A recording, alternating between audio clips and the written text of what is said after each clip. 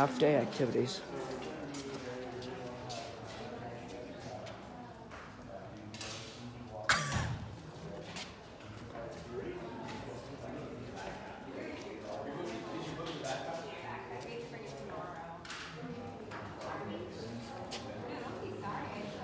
I just got stamps today. Dude. I want to ride a mule. It's a mule's butt. I was petting the mule. I'm going to stamp myself.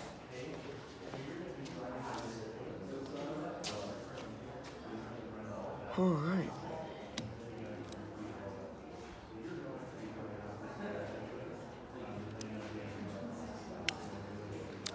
Okay. All right, that one doesn't really work. Let's do it.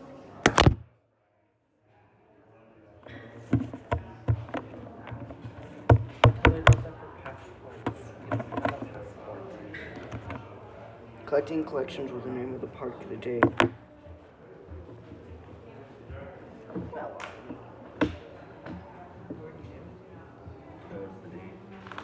Yeah, see? I'm just gonna put it in the I was gonna put it back here. See?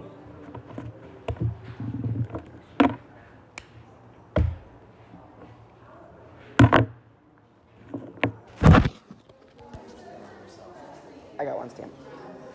One stamp. You know what the No, you- paper's for, right? Stamp the paper. I'll take a look at it. Yeah, you're supposed to collect. I collect. Right. I'm collecting on my arm. I'm gonna have an arm full of stamps. I'm gonna be stamp man. Stamp man. Yes, we have to go collect them all Let's over go. the town. Canyon World. Let's go to Canyon World.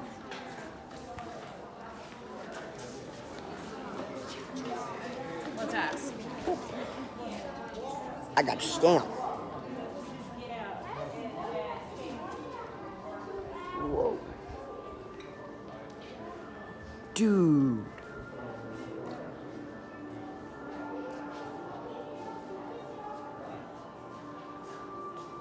Got a hologram.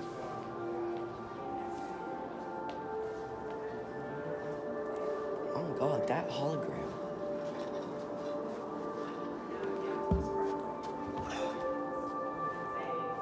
Welcome to Grand Canyon. This stunning landscape reveals more about Earth's rich geologic history than almost anywhere else in the world. What? If the canyon walls could speak, what stories would they tell? How did their Wait, can we colorful pay rocks copyright for form? this? What forces gouged this Well, we canyon didn't deep pay into them? to get What does here. this land offer to the people who live here and those who visit from around the world? Our story begins with a look at present-day Earth, all its continents just where we would expect to find them. Except Feels like a these Marvel land movie. masses have not always been in the positions where they currently reside, or in the shapes we know today. Drifting and colliding, the continents have been in motion since they formed. Turning the clock back 250 million years, we see North America as part of the supercontinent Pangaea. 500 million years ago, North America was isolated, straddling the equator, and partially underwater. To see the conditions that created Grand Canyon's oldest rocks, Did you? we must travel back even further. 1.7 billion years ago, ancient North America collided with a chain of volcanic islands, which set in motion a dramatic series of events. The islands and seafloor were forcibly joined to the stable core of North America. Once attached to the continent, their rocks would endure, but they would be transformed in the process. As the collision pushed up mountains, it drove rocks and sediment more than 10 miles into the earth. Intense pressure and heat transformed this very material into the fissure basement rocks, the foundation of the Grand Canyon region. Even as the mountains formed, erosion tore at them. Eventually, the once deeply buried basement rock lay exposed I on want the to touch it surface. so bad. But it wouldn't remain on the surface for long. The stage was being Like, set I know it's for the not. introduction of new sediment. That's not.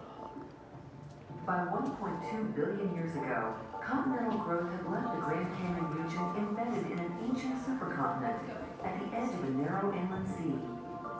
Rivers rich with mud and sand flowed into this marine basin. Waves and tides sorted and distributed these sediments, and the sea added its own layers of limy mud. Look below the surface and see how each deposit became a distinct rock layer, cemented under pressure from the layers above. Interruptions of this accumulation left gaps in the rock record. Some interruptions were relatively brief, but others produced profound changes. Beginning 650 million years ago, the ancient supercontinent began to break up. As it did, the basin was stretched and uplifted, That's pretty cool. shattered in neatly stacked rock layers. Erosion took a heavy toll as well. The broken and scattered layers that remain are known as the Grand Canyon Supergroup. But there were many new layers to come. The land sank along the newly formed coast, and the processes of rock formation resumed. Often these layers capture the likenesses and remains of the creatures that lived here, from scary trilobites and slithering worms that scavenge the mud, to the sailback Dimetrodon that roam the shoreline. Yikes. Layers continue to form until the rocks we see today were deeply buried. But how did these sheets of rock become Grand Canyon? What changes will the next act of our story bring to make this possible? One of the more striking things about these rocks is not how they formed, but where they rest today. The Kaibab limestone, the canyon's youngest rock layer, holds very fungal. And yet the layer now sits as high as 9,000 feet above the sea where it formed. I don't know. Oh, Captain Jack's ladder.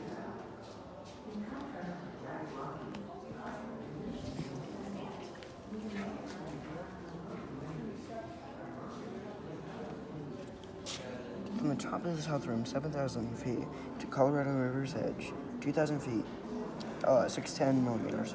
The canyon measures almost a vertical mile deep, more than 3 Empire State Buildings stacked on top of each other.